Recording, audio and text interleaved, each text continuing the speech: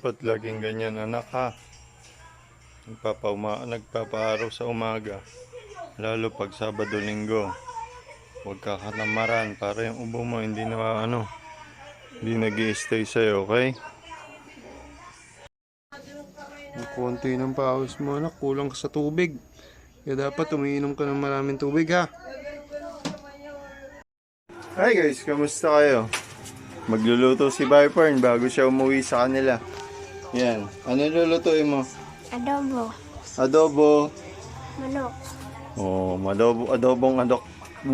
adobong manok daw. Kaya umpisa na natin to, isasalang na rin kaagad natin.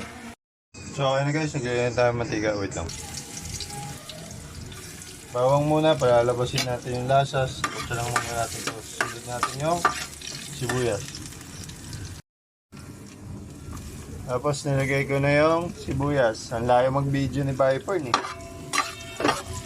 Isang kutsa lang din muna natin bago natin ilagay yung laurel. Wait lang.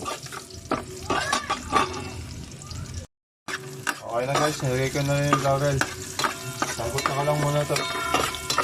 Susunod ko na rin yung manok.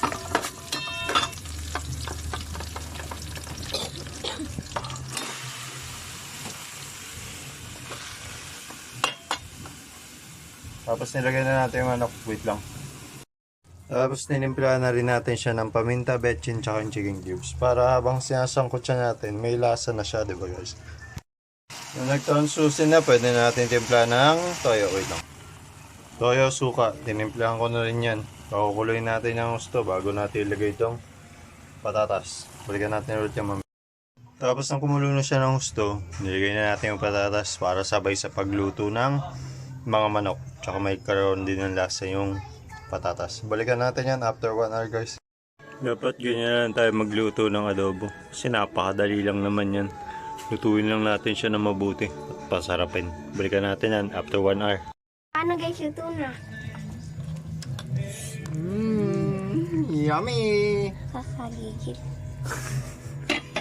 Tara, kain tayo.